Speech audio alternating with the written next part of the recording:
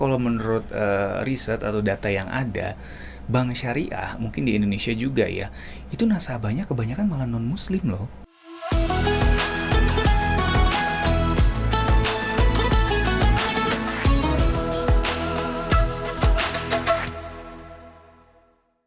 Assalamualaikum Sobat Cuan, apa kabar? Gimana puasanya? Mudah-mudahan puasanya belum bolong sampai dengan saat ini dan terus lancar sampai nanti Idul Fitri. Jadi bener-bener afdol ya puasanya nggak bolong. Jadi Idul Fitrinya, Lebarannya juga lebih afdol dan maksimal gitu ya.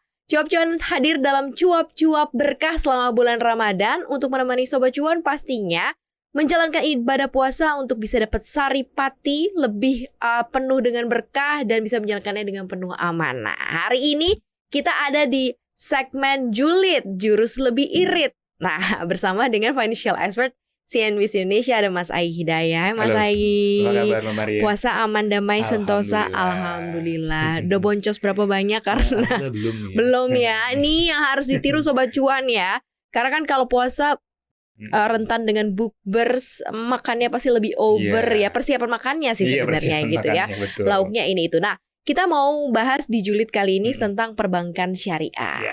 Ini untuk kembali mengingatkan juga Sobat Cuan bahwa di Indonesia, di sektor keuangan Indonesia itu bukan hanya ada yang konvensional, tapi juga ada yang syariah. Nah, mungkin Sobat Cuan belum terlalu banyak dekat dengan yang produk-produk syariah mungkin ya, karena kan sekarang karena teman-teman milenial sekarang udah terganti dengan Gen Z dan generasi di bawahnya udah lebih ke digital gitu ya. Mungkin apa-apa udah transfernya digital aja, transfernya via nomor telepon, nggak ada lagi rekening pribadi dan lain-lain. Nah, kita mulai dari perbankan syariah. Indonesia kan sebagai negara mayoritas muslim ya. Betul. Tapi kalau kita compare sama beberapa negara-negara lainnya, bahkan yang lebih besar, sebenarnya transaksi kita yang berbasis syariah ini masih banyak banget kurang ya Mas ya. Jadi masih belum terlalu banyak yang menggunakan juga produk berbasis syariah ya. Kenapa sih Mas? Ya, ini sebenarnya satu kayak semacam ironi ya. Indonesia itu kan mungkin negara dengan penduduk muslim terbesar di dunia gitu ya. Dan memang harusnya kan potensinya untuk industri syariah ini sangat besar gitu kan. Dan kita juga sudah banyak lembaga-lembaga keuangan termasuk perbankan yang memang bergerak di bidang syariah gitu atau industri syariah. Nah, ini kan sebenarnya suatu hal yang harusnya inline gitu ya. Potensinya besar, produknya juga ada. Kenapa kok pertumbuhannya masih relatif mungkin bisa dikatakan gitu ya lebih lambat dibanding negara tetangga lah, misalkan Malaysia kayak gitu Malaysia, ya. betul. Yang sudah lebih maju. Bahkan London gitu kan. aja lebih juara loh transaksi gitu kan, syariahnya. Apalagi negara-negara Arab gitu kan, itu pasti lebih ini lagi. Dan memang mungkin ya banyak yang belum paham gitu ya kalau misalkan produk-produk syariah ini, apalagi perbankan syariah ini sebenarnya bisa menguntungkan loh buat masyarakat gitu kan. Misalkan dari sisi peminjam atau kan kita mau mengambil kredit gitu kan, itu kan kalau di bank syariah dia bunganya flat gitu kan. Nah, di saat suku bunga lagi tinggi seperti sekarang, ini sebenarnya bank-bank syariah ini sangat menarik sekali kalau kita butuh mau ambil KPR gitu kan, atau mau ambil kredit mobil gitu, KPM gitu kan. Itu bunganya bisa flat dan dia cenderung lebih rendah dibanding konvensional gitu kan. Ini Mas Ai langsung ke keunggulannya nih ya. Misalkan ini kita ini kasih ilustrasi lah gitu ya. Ilustrasinya langsung kalau seandainya mau ngambil cicilan gitu ya. Karena emang di bank syariah atau perbankan syariah itu tidak ada riba ya, bunga ya. Betul. Jadi itu bentuknya bagi hasil gitu ya. Yang bahasanya adalah bagi hasil dan bukan kredit tapi pembiayaan. Biasanya mereka pakai bahasa-bahasanya seperti itu. Mungkin kalau catatan lebih dulu nih Mas Ai, kalau kita compare antara perbankan syariah dan perbankan konvensional, yang ada di perbankan syariah dan yang tidak ada di perbankan konvensional apa sih kalau dari bedanya aja gitu secara dasar basic aja? Ya sebenarnya kalau dari secara prinsip itu kan kalau di perbankan syariah itu kan dia memang secara keamanan mungkin jauh lebih kuat gitu dibandingkan yang konvensional. Kenapa? Karena yang di bank syariah itu dia biasanya ada alert. Jadi kalau kita misalkan jadi nasabahnya bank syariah, nah banknya ini terjadi gejala gitu ya, mau kolaps atau mau krisis kayak sekarang kan lagi happening banget ya krisis perbankan di Amerika. Nah di bank syariah itu ada semacam kewajiban dia untuk memberitahu nasabahnya loh, Mbak Oke, Maria, oke. gitu. Nah, kalau di bank konvensional kita nggak bisa tahu gitu. Oh, jadi mereka declare tentang Iya, keadaan yang gitu. sesungguhnya di perbankan mereka atau di internal mereka ke nasabah Betul. gitu ya. Kenapa? Karena di bank syariah menarik prinsipnya ya. kita itu nasabah itu sebagai mitra, Oh, bukan oke. sebagai istilahnya orang yang membutuhkan mereka, tapi sebagai mitra. Makanya di situ bank syariah itu dia sistemnya bagi hasil, karena kita Oke. mitra dianggapnya kan. Berbeda dengan perbankan konvensional yang memang sistemnya kayak semacam apa ya? Ya antara yang membutuhkan dan saling tidak membutuhkan, atau antara satu sama lain tuh istilahnya dia sistemnya kayak bisnis lah gitu, kurang lebih gitu. Jadi secara perlakuan di bank syariah gitu, kita itu harusnya lebih enak gitu ya, lebih nyaman, karena memang secara perlindungan nasabah akan jauh lebih kuat gitu ya. Secara fasilitas baik itu bunga maupun bunga pinjaman maupun bunga simpanan juga harusnya jauh lebih menarik gitu. Itu salah satu mungkin keunggulan utama ya yang ada di bank syariah yang tidak ada di bank konvensional gitu. Oke, ya, itu menarik sih sebenarnya ketika internal memberitahukan kepada nasabah kondisinya lagi nggak baik-baik aja. Betul. Karena biasanya kan kita taunya udah gonjang-ganjing, bahkan udah mau tenggelam gitu ya. Jadi agak minim waktu untuk menyelamatkan diri gitu ya. Tapi ini sudah ada warning. Wow, ini salah satu bentuk yang istilahnya ya nilai lebih, nilai plus ya yang sangat-sangat diberikan oleh perbankan syariah. Terus kemudian kalau dari sisi misalnya setiap orang nih Mas Ai kan nabung di bank, ya harapannya kan pasti ada uangnya nambah dong gitu ya. Apalagi kalau misalnya tiap bulan rutin gitu kan, pasti ada ujung-ujungnya angka-angkanya nambah lah gitu, walaupun sekian ratus perak gitu. Nah kalau sifatnya tidak ada bunga, terus seperti apa gitu yang bisa diberikan kepada para nasabah yang menabung di bank syariah? Iya, jadi di bank syariah itu yang pertama ya, selain dari sisi bunga, keunggulan lainnya bagi nasabah adalah dia minim saldo mengendapnya, lebih rendah dibanding bank konvensional. Misalkan kalau bank konvensional rata-rata berapa 100.000 mungkin ya saldo mengendapnya gitu. Jadi kalau ada 300 cuma bisa diambil 200. Iya, 100 harus mengendap gitu kan. Di bank konvensional tuh bisa lebih rendah lagi, Mbak. Jadi kita yang uangnya istilahnya sedikit nggak jadi masalah gitu, karena saldo mengendapnya minim gitu kan. Yang kedua, potongannya juga jauh lebih rendah loh. Kan biasanya kan ada biaya administrasi dan segala macam ya. Di bank syariah itu jauh lebih kecil dibanding di bank konvensional gitu kan. Itu dari sisi istilahnya biayanya ya. Nah, lalu kalau kita masuk ke sisi bunga kalau di bank syariah itu imbal hasil lah ya, gitu. Imbal hasilnya bagi hasilnya gitu ya. Memang itu nanti diakumulasikan uang-uang kita dengan uang nasabah lain itu kan pasti kan diinvestasikan lagi sama perbankannya kan. Nah, hasil investasinya itu akan dibagi rata ke semua nasabah sesuai porsinya masing-masing setiap bulannya atau mungkin setiap tahunnya gitu. Jadi kita bisa dapat mungkin jauh lebih besar dibanding yang kita dapat di bank konvensional. Karena kalau di bank konvensional kan biasanya udah di cap tuh ya. Jadi cap misalkan bunganya, kalau bunga tabungan kan kecil ya, 1% paling ya, setahun gitu ya, atau 2% lah setahun. Ya, benar. Nah, kalau di bank syariah itu tergantung kinerja si perbankannya. Kalau lagi kalau lagi bagus, gede, kita bisa dapat gede loh imbal hasilnya atau bagi hasilnya gitu kan. Nggak flat gitu ya. Nggak flat, jadi bisa fluktuatif memang, tapi cenderung kalau misalkan kita memilih bank syariahnya yang bagus, yang prudent, ya kita bisa untung gede atau cuan gede gitu kan. Karena memang dia menerapkan prinsip bagi hasil gitu ya Mbak Maria. Jadi kita nggak di cap sebulan sekian persen atau setahun sekian persen, tapi tergantung dari kinerja atau performa dari perbankannya tersebut. Itu sebenarnya sangat menguntungkan karena kecenderungannya pasti akan jauh lebih besar kalau bagi hasil dibandingkan di cap di awal, karena kan bunga tabungan kecil ya gitu Mbak Maria. Oke. Tadi ya catat ya bahwa ada sistem alert memberitahukan bahwa kondisi kurang baik-baik. Terus kemudian yang kedua adalah dari sisi saldo mengendapnya lebih minim compare dengan bank konvensional, potongannya juga jauh lebih kecil gitu ya. Tapi kok masyarakat level of awareness-nya masih kurang ya. Sementara kan kita bisa mendapatkan benefit di luar di luar mungkin harapan kita mungkin bunga atau apa, tapi benefit-benefit lain sebenarnya bisa kita dapatkan juga gitu. Tapi level of awareness-nya masih kurang. Apakah memang si perbankan syariah ini kurang kurang memblow up sebenarnya apa yang dilakukan? Mereka banyak sebenarnya ke fasilitas pembiayaan. Biasanya mereka banyak larinya ke sana ya Mas Ai. Ya, yang pertama memang literasinya ya masih agak kurang ya terkait perbankan syariah ini. Kenapa literasinya agak kurang? Ya mungkin tadi benar kata Mbak Maria. Jadi memang penetrasi dan juga mungkin quote-unquote promosi dari perbankan syariah ini masih kalah gencar dengan bank konvensional gitu. Ya wajar aja karena memang jumlahnya juga nggak sebanyak bank konvensional kan, Mbak Maria. Jadi bank syariah itu masih ya bisa dibilang masih sedikit lah di Indonesia gitu kan, masih terbatas gitu kan. Bahkan yang gede-gede aja bisa dihitung dengan jari gitu kan. Jadi memang itu. Kedua mungkin dari sisi produk mungkin produk perbankan syariah nih nggak sebanyak produk konvensional gitu. Karena memang di produk syariah itu kan ada beberapa produk yang nggak boleh dirilis oleh mereka. Misalnya ketentuan contohnya.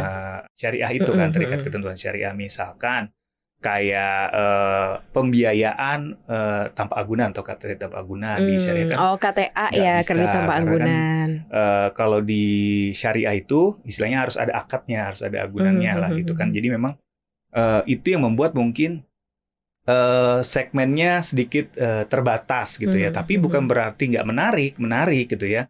Untuk produk-produk tertentu tadi seperti Mbak Maria bilang gitu ya.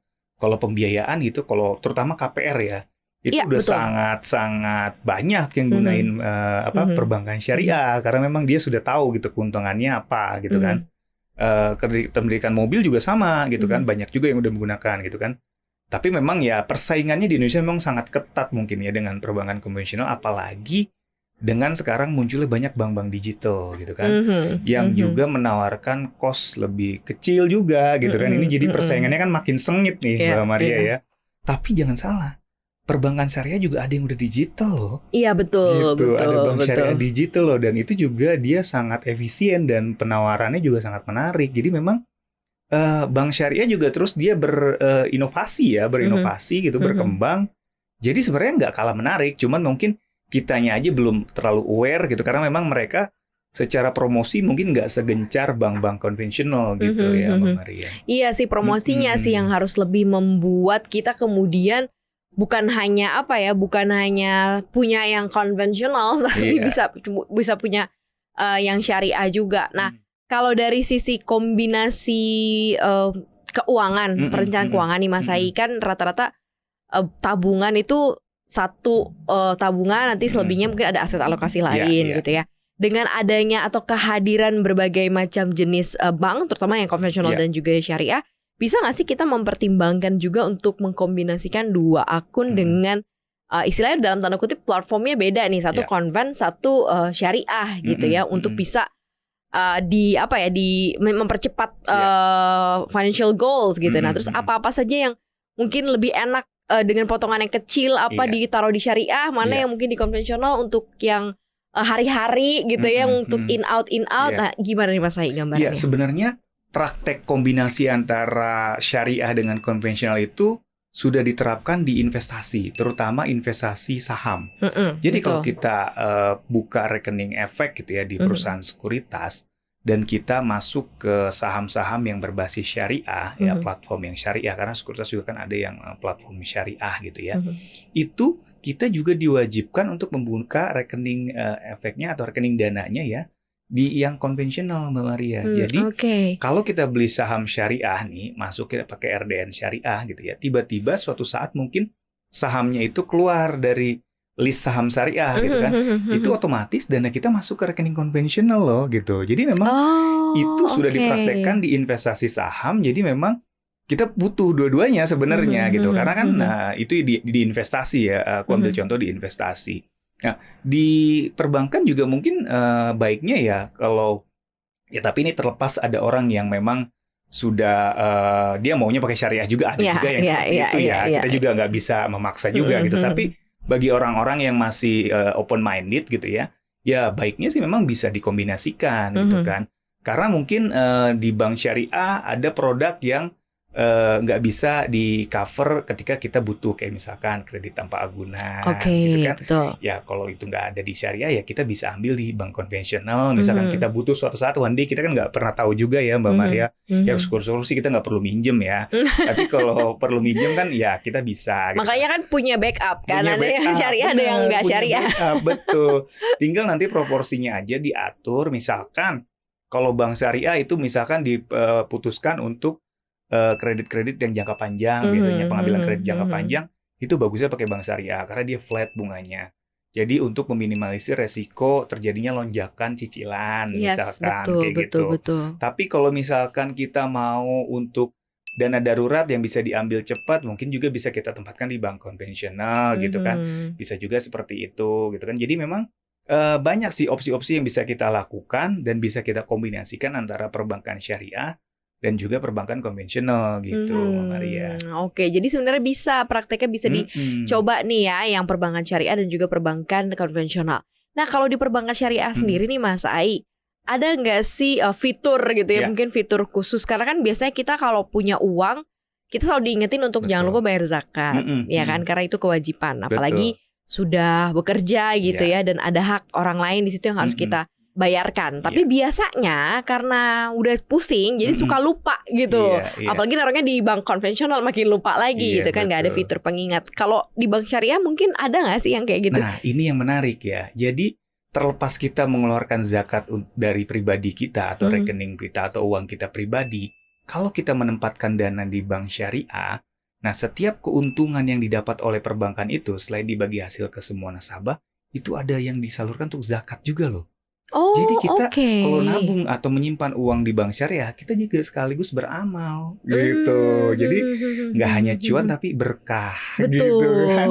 Itu satu. Dan kalau kita mau nanti ada potongan zakat juga, misalkan untuk zakat mal kita atau zakat penghasilan kita, biasanya kalau di bank syariah itu nanti akan diingatkan gitu kan. Kalau zakat fitrah pada momen tertentu dia akan diingatkan untuk ayo dong nih udah waktunya bayar zakat misalkan gitu.